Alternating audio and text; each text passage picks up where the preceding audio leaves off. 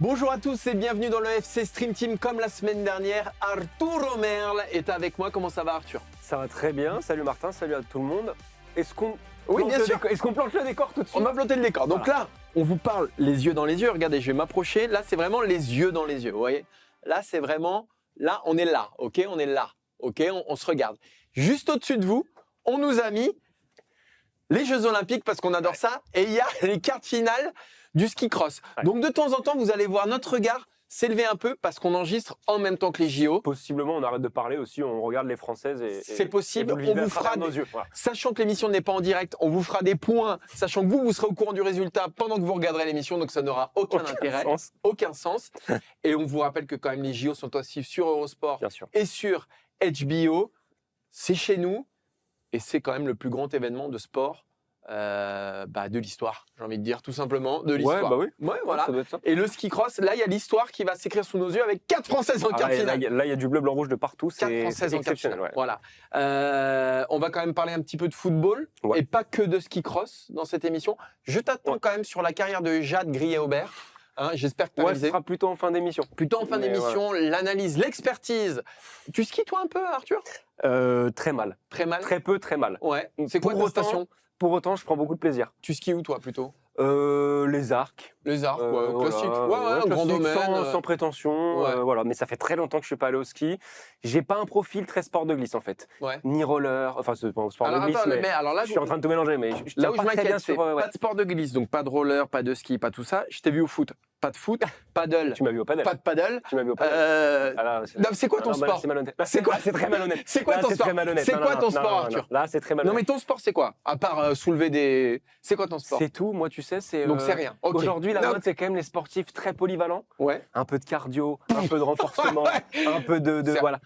T'as pas de sport. On touche à tout. Non mais donc non mais là les gens veulent savoir. Et alors toi c'est quoi ton sport, Martin? Parce que c'est le ski. Que Martin Ah oui, d'accord. Donc personne à la rédac t'a jamais vu skier. Ah si on m'a vu skier et puis je peux te dire on s'en souvient. D'accord. C'est le ski. Semaine prochaine si vous êtes du côté d'Arèche-Beaufort, venez, on skie ensemble. C'est vrai que les gens que ça a à foutre. Bah, ils ont que ça à foutre, je sais pas, peut-être qu'ils habitent tu vois dans la vallée d'Albertville. Arèche-Beaufort à partir de dimanche, vous allez voir sur les pistes, ça va être une dinguerie, une folie. Bah ils t'ont privatisé une il y a une piste à mon nom. La Martin Mossier, c'est une piste noire avec des bosses. Ouais. OK, bah super. Voilà. Donc, faire un tour. Non, mon sport, non vraiment, je pense que le sport c'est le ski. Voilà, le ski. Après au foot, je me débrouille, tu m'as déjà vu. Alors Goléador.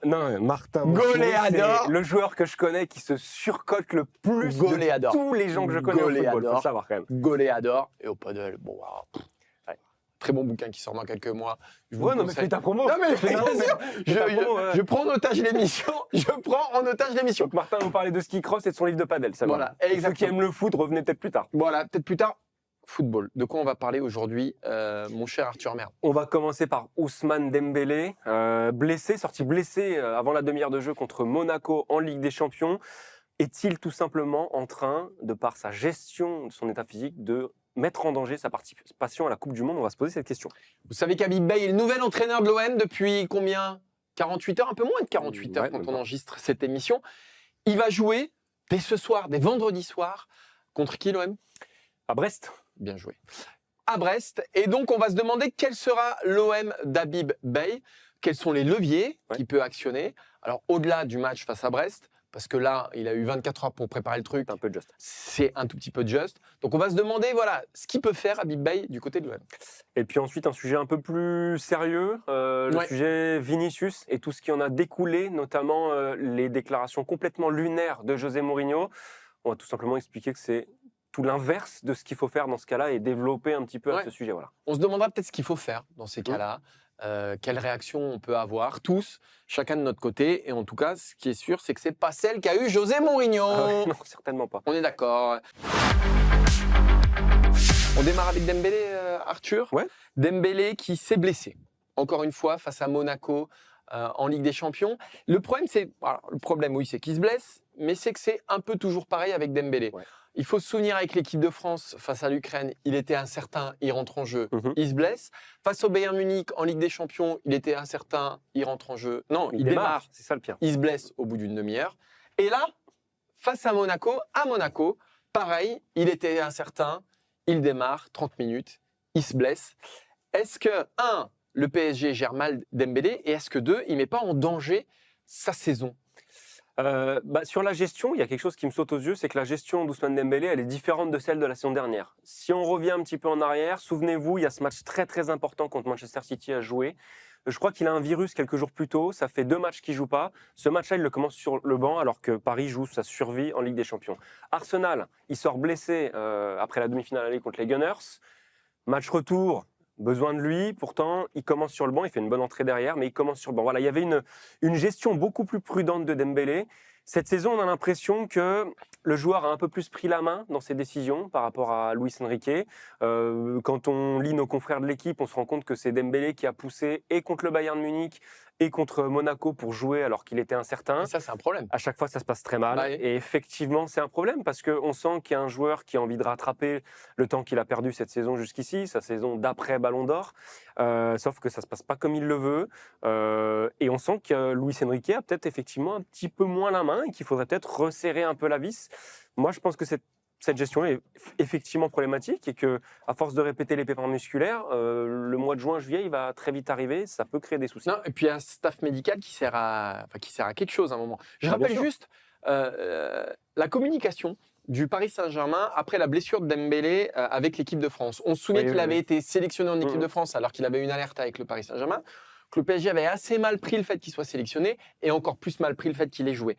Et Paris avait dénoncé donc les blessures de Doué et de Dembélé, des blessures graves et évitables, car ils avaient transmis à la fédération des éléments médicaux concrets avant même le début du rassemblement sur la charge de travail supportable et les risques de blessure de ces joueurs. Donc le PSG faisait la leçon à l'équipe de France. Ouais. Qu'est-ce qui s'est passé avec Dembélé ? Exactement pareil. C'est-à-dire qu'avant de faire des leçons à Didier Deschamps et à la Fédé, regardez ce qui se passe avec vous. Et c'est les mêmes erreurs avec Dembélé. Je pense que Didier Deschamps peut-être, le staff du PSG sûrement, ont trop écouté le joueur. Et ça dit quoi ? Ça dit que Dembélé, c'est pas forcément le plus lucide pour prendre les décisions, parce qu'il est Ballon d'Or déjà. Ouais. Donc il est Ballon d'Or, donc il veut avoir une espèce de, il veut diriger sa saison et surtout il veut être à la hauteur du standing que lui confère son nouveau titre. Il veut être Ballon d'Or. Un Ballon d'Or, c'est pas sur le banc. Un Ballon d'Or, c'est pas à l'infirmerie. Un Ballon d'Or, ça joue, ça marque des buts, ça fait gagner son équipe.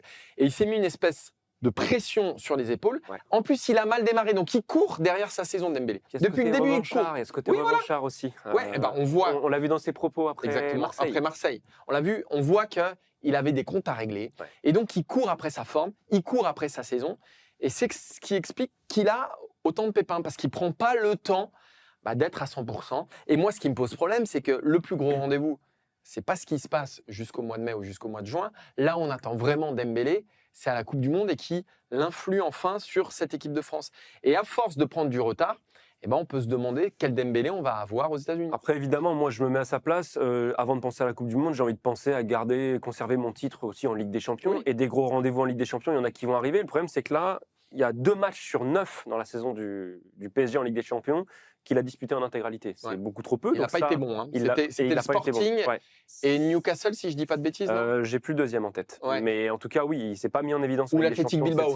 C'est 2 des ces 3-là. Ça, c'est un souci. Et si on se projette sur l'équipe de France, donc on rappelle qu'il a quitté le rassemblement de septembre, sorti sur blessure contre l'Ukraine, pas là en octobre, pas là en novembre. Ouais. Le dernier rassemblement qu'il fait avec l'équipe de France sans pépin physique, c'est mars 2025. Ouais. Ça va faire 1 an. Il va falloir être très précautionneux sur sa gestion et faire en sorte qu'il puisse être là sur le mois de mars 2026, parce que sinon, on rappelle, c'est le dernier rassemblement avant la Coupe du Monde. S'il n'est pas là à ce moment-là, Dembélé, il n'a pas non plus un statut en équipe de France qui lui permet d'arriver à la Coupe du Monde sur une jambe. Et surtout, moi j'ai besoin de savoir ce que Deschamps veut en faire. Ouais. Le mois de mars, ça va servir à ça. Parce que finalement, on l'a assez peu eu avec au lycée, avec Mbappé. On ne sait pas comment, on en a parlé la semaine dernière, on ne sait pas comment ça va s'articuler cette équipe de France. Le mois de mars, face au Brésil, face à la Colombie, tu as besoin de savoir qu'est-ce qu'on va faire d'Ousmane Dembélé. Et au-delà de l'équipe de France, le PSG va en avoir besoin là, maintenant, de Dembélé.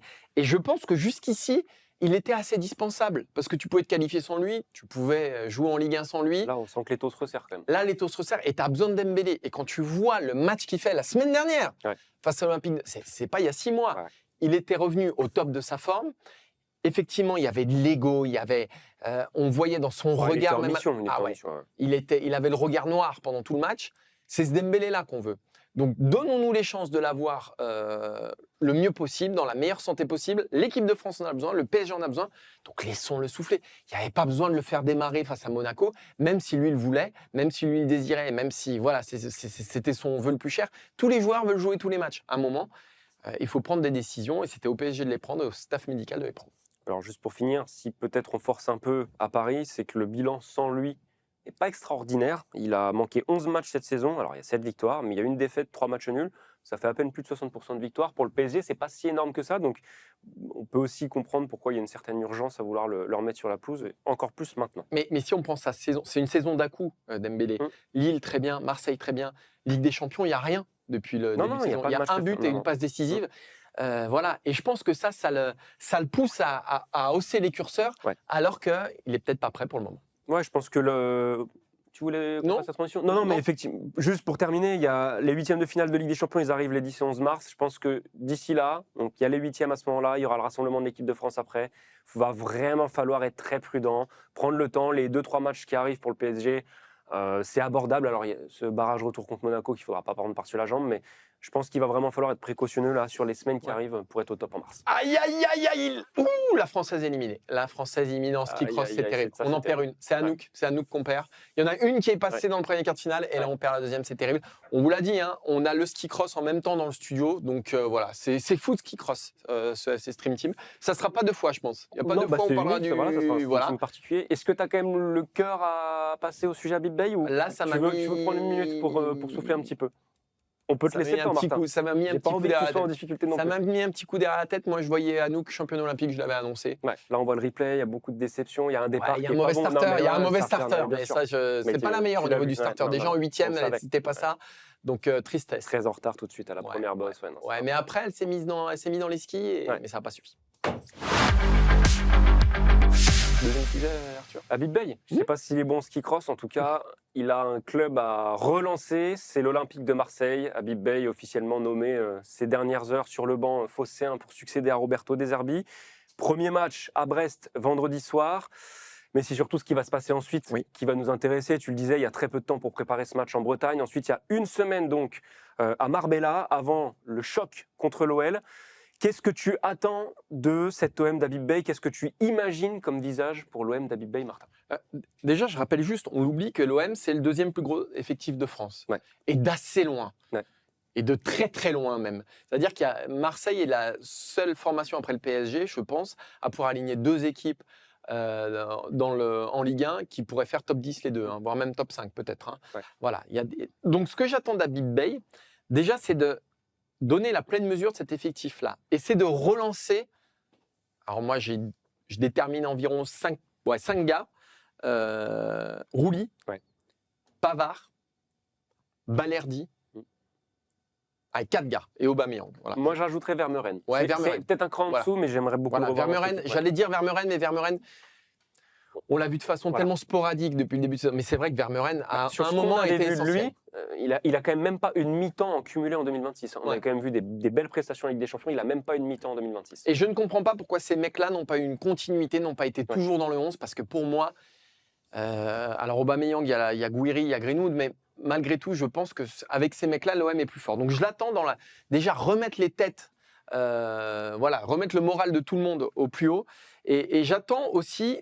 Alors, pas évidemment ce vendredi face à Brest ou dans une semaine face à Lyon, mais j'attends que d'ici, mi-mars, fin mars, il dégage une équipe type par pitié.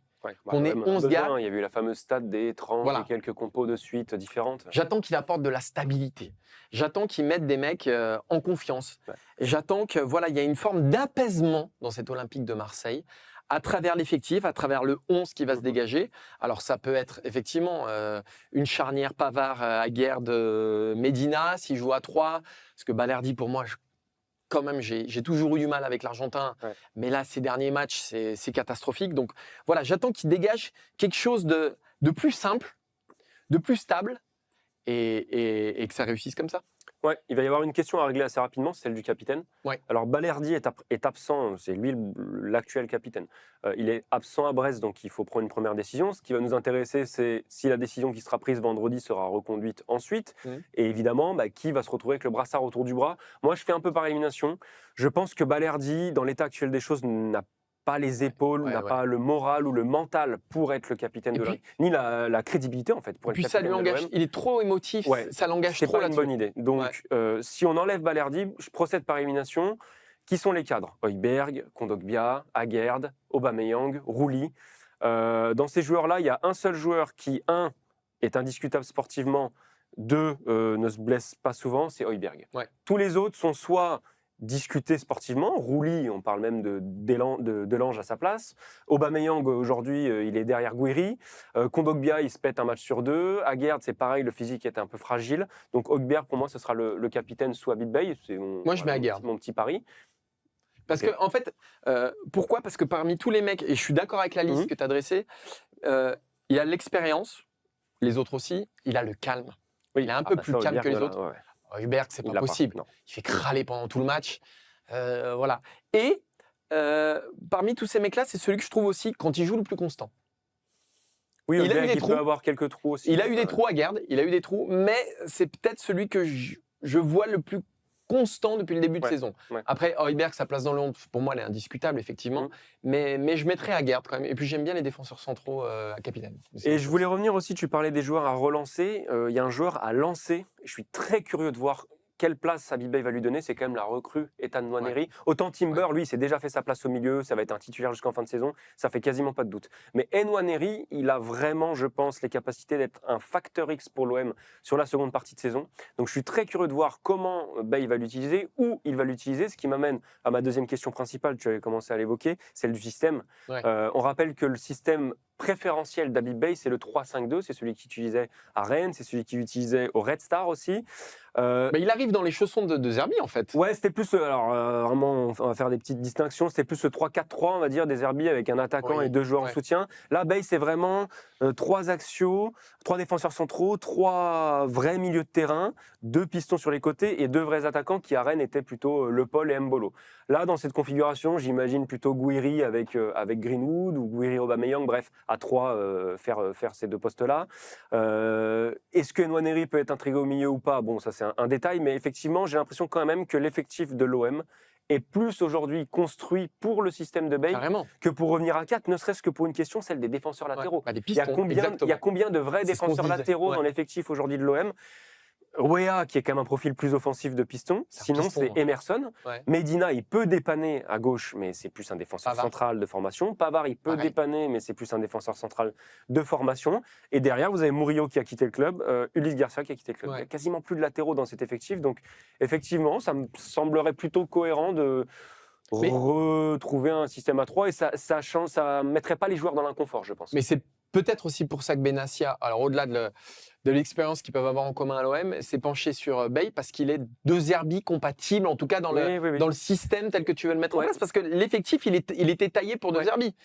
Et finalement, tu arrives avec un entraîneur qui, peu ou prou, peut se glisser, en tout cas tactiquement. Surtout qu'il a presque félicité le bilan de De Zerbi en disant qu'il y avait eu des choses très bien qui avaient été faites. Donc, pour le coup, il est vraiment pas dans cette optique de « il faut tout jeter ». Il a envie de prendre ce qui a été fait et bien fait, parce qu'il y en a eu des choses de bien faites, malgré tout ce bruit autour de l'OM, et d'apporter sa patte à tout ça. Juste, moi, sur Benassia, le truc sur lequel je voudrais revenir, c'est que pour moi, aujourd'hui, c'est lui qui est en première ligne. C'est-à-dire que Beye arrive dans un club où, sur ce qu'il a montré jusqu'ici, pour moi, il n'est pas prêt, Beye. C'est-à-dire, tu as entraîné en national, tu as pris Rennes 1 an, ça se termine mal. Généralement, tu ne vas pas à l'OM. Surtout un OM qui est ambitieux quand même. C'est un OM Ligue des Champions. Donc, c'est un choix risqué, c'est un choix quitte ou double pour moi avec Benassia. Benassia, on sait qu'il a pris du galon cette semaine. On sait que c'est son choix. C'est vraiment lui qui incarne, c'est lui qui a décidé d'avoir Beye. Donc, Benassia est en première ligne et ce sera pour moi un quitte ou double pour lui. Première ligne Benassia, deuxième ligne Beye. Les 2 joueront gros, mais pour moi, encore plus. Moi, c'est marrant, je verrais presque plus Franck McCourt en fait. Parce qu'on rappelle quand même que Benassia, il voulait partir. Et qui le rattrape par le col Après, on ne sait pas les stratégies en coulisses, etc. Voilà. Je pense qu'il a très bien joué son jeu. Mais là, de l'extérieur, ce qu'on voit, c'est un directeur du football qui a voulu partir, qui a été rattrapé par son propriétaire, qui lui a dit non, tu restes jusqu'en fin de saison. Pour l'instant, ça parle que de quelques mois pour finir la saison. Longoria est mis de côté, l'entraîneur change. Donc aujourd'hui, tout ça, c'est quand même à la base des décisions de Frank McCourt aussi. Donc le propriétaire américain, il joue aussi une partie de sa crédibilité. Oui, mais il partira pas. Non, il partira pas, mais ce que je veux dire, c'est qu'il joue une partie de sa crédibilité, parce que jusqu'ici, il avait l'étiquette du propriétaire bien sympa, qui mettait au pot à chaque fois, qui rajoutait de l'argent et qui avait des incompétences sous lui, entre guillemets. Là, les choix, c'est les siens, donc il joue aussi une partie de son image. On va parler de ce qui s'est passé au Portugal, mardi soir. Ouais. C'était mardi, hein, Benfica, Real Madrid. Mardi. C'était mardi, ouais. Et des potentielles insultes qui ont été proférées à l'égard de Vinicius par un joueur du Benfica Lisbonne. Et de la réaction de Mourinho qu'on n'a pas trop compris, qui a défendu son joueur, certes, mais qui a surtout un peu chargé Vinicius. En disant il passe par beaucoup de stades et c'est toujours la même chose, il y a quelque chose qui ne va pas. J'ai dit à Vinicius qu'il marque des buts extraordinaires, mais pourquoi les célèbre-t-il ainsi et pas comme l'un des meilleurs joueurs du monde, comme dit Stefano Pelé-Zebio? Pourquoi ne célèbre-t-il pas avec la joie de marquer? C'est toujours la même chose, c'est ce que je n'arrive pas à comprendre. Donc on a d'un côté des grosses suspicions d'insultes racistes et de l'autre côté un entraîneur du Benfica qui nous dit oui mais enfin bon, Vinicius il provoque quand même. Qu'est-ce que ça t'a fait toi de voir cette réaction de Mourinho qui est un peu à côté de la plaque? Complètement à côté de la plaque. Ça m'a fait comme tout le monde. Je pense qu'on va surprendre personne. Il y a eu énormément de voix qui se sont élevées contre cette réaction-là, en plus de s'élever contre la possible insulte raciste. Elle est scandaleuse, la réaction de Mourinho. C'est une réaction à chaud, certes, mais un entraîneur, en plus de sa renommée, ne peut pas réagir comme ça. C'est complètement impossible. On en parlait juste avant. Pour moi, ça revient à dire sa jupe était trop courte, donc globalement, elle méritait une agression sexuelle. Elle avait mis une jupe courte. C'est hallucinant de dire ça. C'est deux problèmes qui sont complètement différents. On a le droit de ne pas aimer Vinicius. On a le droit de trouver ses provocations, ses célébrations, ses plaintes auprès des arbitres insupportables. Ça, c'est pas un problème. Mais à aucun moment et jamais de la vie, ça ne justifiera une insulte raciste. C'est une évidence. On ne devrait même pas avoir à le rappeler. Et qu'un entraîneur tombe là-dedans, c'est assez pitoyable. Pitoyable comme la réaction de son club d'ailleurs, le Benfica qui publie comme une vidéo en essayant de nous dire le lendemain non mais vous voyez bien que les joueurs du Real Madrid et que Vinicius il est trop loin de son adversaire, il peut pas avoir entendu ce qu'ils prétendent avoir entendu. Mais on est où? On est chez les fous là. On est complètement chez les fous. Réaction à côté de la plaque et c'est absolument l'inverse de ce qu'il faut faire dans ces cas-là. Moi je prendrais un autre exemple, c'est comme ceux qui disaient à une époque Neymar est tout le temps blessé mais enfin il provoque ses adversaires donc non. En fait on a le droit de chambrer. On a le droit de trash-talker. Oui, ça fait partie du... On a le droit de danser, on a le droit de célébrer. On a le droit aussi de détester Vinicius. On a le droit de le détester, on a le droit de le siffler, on a le droit de le chahuter, on a le droit de le bousculer. Les insultes racistes, c'est une limite, c'est une ligne rouge. C'est-à-dire que c'est puni pénalement, c'est-à-dire que c'est un délit. Donc en fait, il n'y a pas de... il l'a bien cherché. Non, il ne l'a pas bien cherché. Et en plus, Prestiani...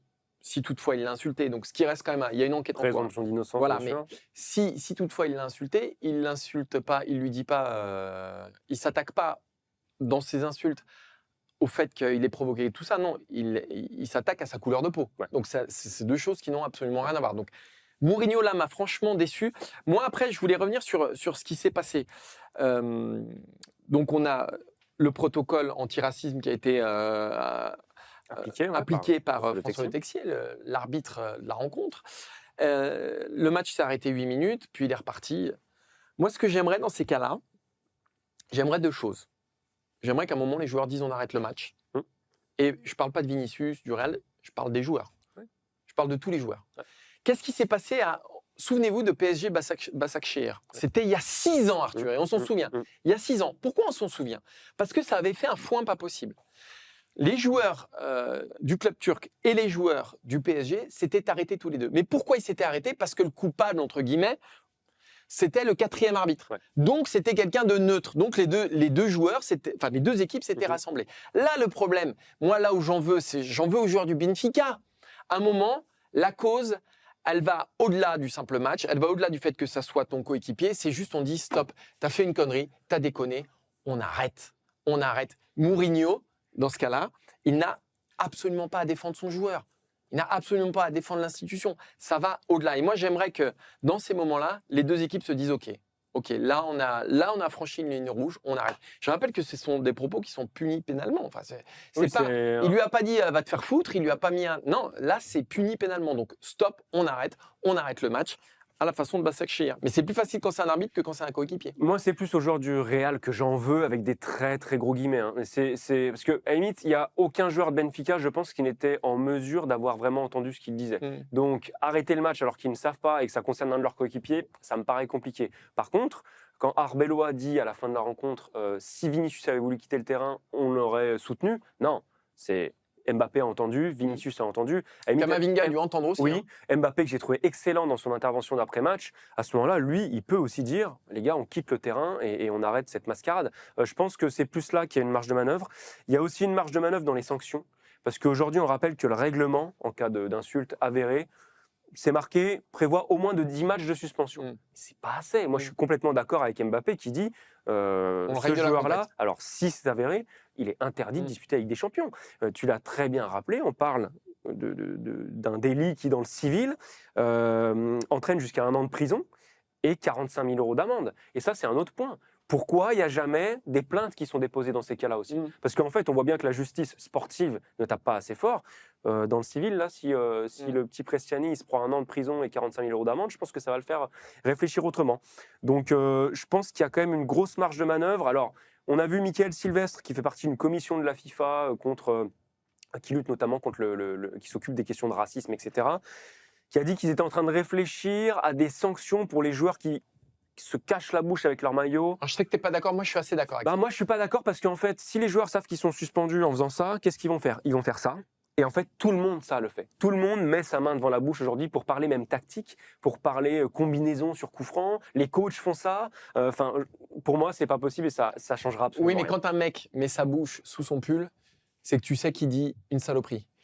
Et en plus, le truc est téléguidé, télécommandé. C'est pas, tu vois, c'est pas une parole qui est éruptive comme ça où tu réagis. Le mec met son maillot sous sa bouche, donc il sait qu'il va dire une saloperie. Donc quoi qu'il en soit, on arrête avec ça. On arrête avec ce truc-là. On sanctionne effectivement. Moi, je trouve ça pas trop mal. Et puis voilà, on arrête ces actes de lâcheté parce qu'effectivement, je suis pas sûr qu'ils soient sanctionnés, moi, parce qu'au fond. Tant qu'il n'y a pas la preuve irréfutable, il y a quand même un principe très important qui reste la présomption d'innocence. Tant qu'il n'y a pas de preuve, là il y a des témoins, mais il n'y a pas de preuve. C'est le problème. Ouais. Très chaud. J'ai l'impression qu'on t'a perdu sur le ski cross. Très très chaud sur le ski cross. Est-ce que la Française passe ? C'est pas sûr. Il y a une photo finish. Là, je suis pas bien, Arthur. On n'est pas bien. Là, je suis pas bien du tout. Surtout qu'il y en a une qui a dévié un peu de sa trajectoire. Je crois que c'est pas la Française. J'espère qu'elle sera sanctionnée, que la Française passera. Parce que là, Là, c'est demi-finale. Là, il me semble que c'est demi-finale. Je me repose sur toi. Tu as été mes yeux. Je me suis pas concentré sur le ski moi, cross. je n'étais pas concentré du tout sur l'émission. Autant sur les Jeux Olympiques et ski cross, j'étais très très chaud. Demi-finale 1, et est-ce qu'elle passe ? On le verra à la photo finish. En attendant, on appelle Quentin. Bien sûr. Pour le quiz. Faire du quiz. Salut messieurs, ça va Quentin ? Salut, super. Quentin. Il y a une tension dans ce studio. Et on réenregistre pas du tout cette scène. Non, pas du tout. Il y a une tension parce que là, c'est les Jeux Olympiques. Là, il y a une effervescence. Finale du ski cross voilà. Mais il n'y a pas que les Jeux Olympiques dans la vie. Bien sûr que non. Parce que 2 hommes ont fait l'actualité cette semaine. Vinicius et Bey et Dembélé. Voilà, donc Franck Hez et Habib Bey, effectivement, messieurs, ont fait l'actualité cette semaine. Et donc, tout naturellement, je vous propose un quiz. Franck Hez, Habib Bey, les deux, ou aucun des deux. Wow, façon burger quiz. J'aurais préféré Chabat quand même, mais je t'aime beaucoup. Moi, je préfère Quentin. Attention dans ce quiz. Certaines réponses sont subjectives en fonction de ma personne. Voilà, très important. Pensez-y. Ça pue vraiment. Tout ce qui va concerner le Sabrenègle. Attention, énorme production cette semaine. Il y a un sac devant vous avec des petits papiers qui correspondent à des numéros. Ces numéros sont associés à une question. Parce que ce qu'il y a d'ennuyant dans ces quiz, c'est qu'on a l'impression qu'il y a une suite logique de réponses. Et bien là, il n'y aura pas de suite logique. Vous allez tirer un numéro. En fait, il y a juste une journée de taf. Voilà. D'accord. Donc, il faut rendre quand même à Quentin ce qui appartient à Quentin. Pour savoir qui démarre, donc ce sera une séance de tir au quiz. Le TOS.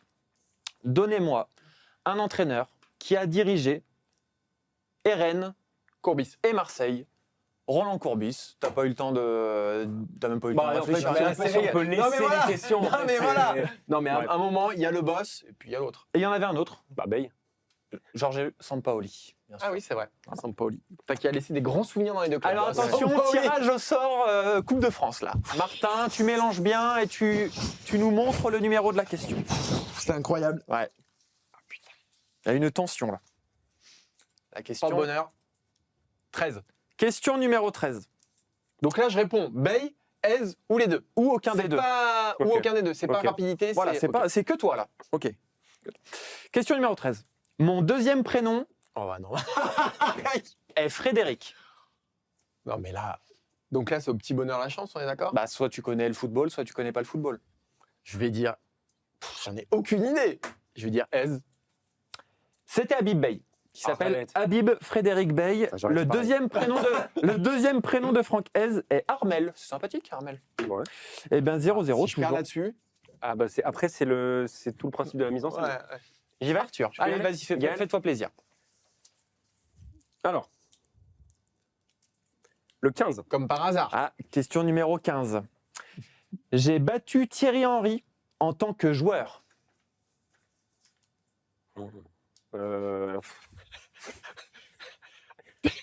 Ah bah oui. Tu les connais par cœur, Ouais, normalement. je connais par cœur, ouais, Bay. Bah, Francaise. Bey, Non mais Francaise, il a pas battu Thierry Henry. c'était les deux. Putain, j'étais sûr mais qu'il y avait non. un piège. J'étais sûr Franck qu'il y avait- Hez Mais il m'a trop influencé là. Ouais, il est comme un a fou, là. battu Thierry Henry en 32e de finale de Coupe de France avec Oh. Laval.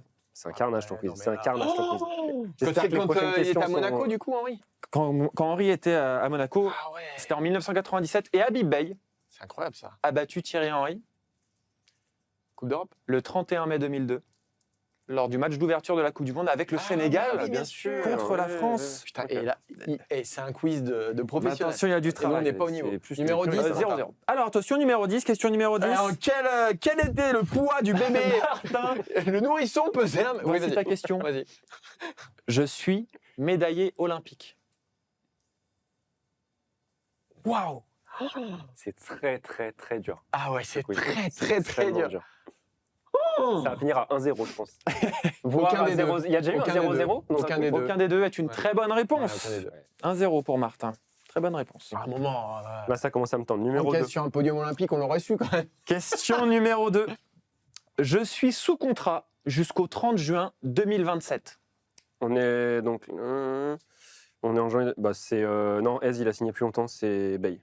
Non, vas-y. C'est Bey. Eh bien, c'est les deux. Ouais, vas-y, il a signé un an. C'est les deux. Oh non, je crois qu'il a. Ça, c'était le seul truc un peu actuel, Aïe, journaliste aïe, que tu aurais aïe, pu aïe, voir. aïe, aïe, Mais aïe, c'est aïe, pas J'avais le grave. contrat de Bay en Quand il y tête, a des vraies j'étais questions. sûr que Ez avait signé un peu plus longtemps. 1-0 pour Martin, toujours. Je l'aime pas ce quiz. Je l'aime pas. Numéro 4. Question numéro 4. J'ai été nommé dans la liste des 100 personnes les plus influentes dans le monde selon Time Magazine en 2024. Francaise. Non, mais alors, Non. c'est pas possible. Attends, 2024, donc il entraînait la Red Star. Non, mais aucun des deux. Aucun des deux, Mais faut pas évidemment, exagérer. voilà. Faut pas Non, mais- exagérer. Faut pas Non, mais il fait exagérer. douter de tout. Bah oui. Bah oui. Sérieusement, 2-0. J'hésitais avec Francaise quand même, 2-0 parce qu'à un là-dessus. moment, Lance, il avait fait du bon boulot. Je peux avoir une question facile aussi, la 3, elle peut être donnée La comme celle-ci 3? ou pas J'ai remporté la Coupe de France. On parle en tant que. J'ai remporté la Coupe de France. J'ai remporté la Coupe de France. Oui. Tout court. Oui. Bay, il en perd 2 avec l'OM. Ez, il la gagne pas non plus. J'aime pas son regard, là j'ai l'impression que je suis en train de dire une connerie. Bay, je suis sûr qu'il la gagne jamais. Et Ez, je crois pas non plus, aucun des deux. Aucun des deux. Habib Bey la remporte en 2001 avec Strasbourg, bien sûr. Aïe, aïe, aïe, il est perdu. Ah, c'est catastrophique. C'est Attention, catastrophique. Non, mais Martin. j'ai trop lu tous les articles qui disaient qu'il Ouais, ouais, voulait ouais, gagner non, la Coupe mais avec l'OM parce qu'il l'a c'était perdu nul, comme c'est joueur. tout. 14. C'est déjà une balle de On match. passera les images du quiz la semaine Question dernière. 14. J'ai joué avec Ulrich Le Pen.